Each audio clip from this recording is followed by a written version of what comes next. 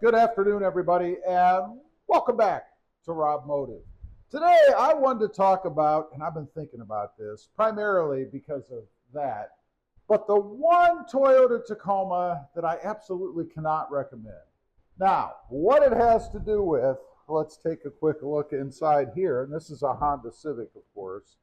What it has to do with is right there.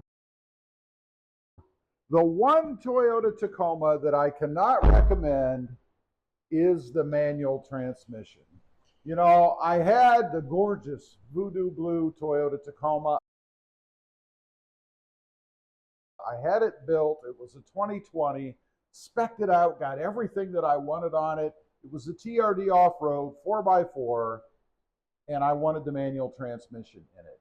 But the manual transmission in the Toyota Tacoma leaves something to be desired. Now, I know I'm going to ruffle a few feathers. I know there are some purists out there that say they just love the manual transmission in the Tacoma. I don't understand. I can't relate. I can't figure out why.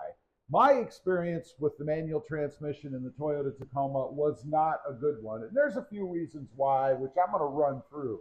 Number one is it was notchy.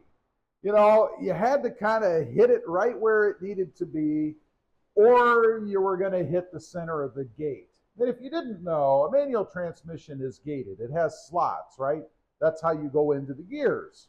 Well, you always had to be almost spot on to hit it. Now, those who are really into precision driving, I suppose that might not be a bad thing. But for me, I didn't want to have to pay so close attention to where I was in the shift gate that it made that much of a difference. I just didn't like that. Next up, it was clunky. Now, this was kind of a weird feeling, you know, and maybe it's just the design of the truck, the way it was secured, the transmission, that is, I'm not sure, but it always felt like something was bouncing around. You know, I'd have my hand on the shift knob going to the next gear, and I could feel like movement in it. It was really kind of strange. It's almost like there was play in the driveline with the manual transmission. I could also hear things going over bumps and things. I could hear things bouncing around in that truck that I never heard in an automatic. And I know it's kind of a strange thing, and you guys probably think I'm a little bit whacked, and maybe I am, I don't know. But it was my experience with the manual that I never had in any of my other 5, 6, 7, however many Tacomas I've had that were automatics. And by the way, that 2020 was my first manual Toyota Tacoma. Now, before we go on to the next one, I just want to give you a short, brief little history. I learned how to drive on a manual transmission. It was an old Plymouth K car. Horrible, the worst manual transmission I've ever driven. The Tacoma was way superior to that, by the way. So I've been driving manual transmissions for decades. I hate to say that, but it's been a long time. So I do have a lot of experience with it. And even if you say, I just don't know what I'm doing, well, I would think after enough exposure, years and years and years, you would get somewhat proficient at driving a manual transmission. Next up, first gear lockout. Now, it's not really a lockout, it's more of a synchro thing. You know, it has little synchronizers in it. And it was almost like I'll liken it to vapor lock. You'd be driving down the road, approaching a stop, let's say. You get to where you stop, and then you go to shift into first gear so that you're ready to take off once the light turns green, obviously, or the people behind you, they get upset and start honking at you. But anyway, I would pull up to the light, go into first, and it wouldn't go into first. You had to double clutch it. You know, it's almost like everything had to be realigned. That happened frequently. To me, that's because Toyota has not kept up with technology and advancement in their manual transmission. The Honda Civic, nothing like that at all. Buttery smooth, goes through the gears the way it should, and no first gear lockout. Just the strangest thing. And next up, reverse. Reverse was in the wrong place. Reverse was over and up. I can't tell you how long it took me to get used to that.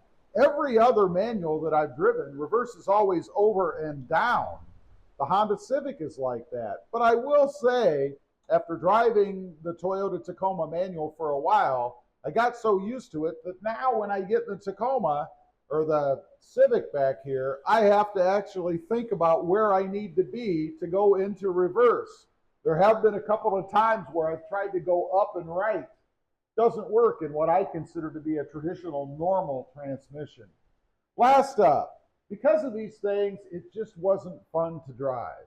You know, at this stage, for me, when I can get automatics every day, I get a manual transmission because I want to have fun driving it. I want to glide through the gears.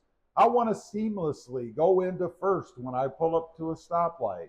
I want to hit reverse because it's where it's supposed to be. I don't want the frustration of pulling up to a light and not being able to get into first gear. I don't want the frustration of trying to go into reverse and I'm in first gear.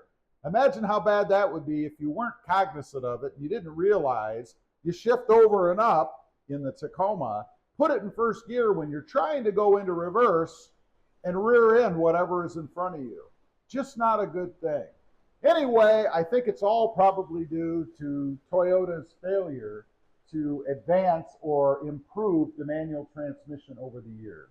I think the manual transmission that I had in my 2020 is the same manual transmission that was out there in 2010. Anyway, leave a comment. I'd be curious to know what you guys think. Even the purists out there, and be honest, do you really enjoy driving a manual Toyota Tacoma, especially if you've gotten into something else that is much more fun to drive, like the Honda Civic? I'd be curious to know.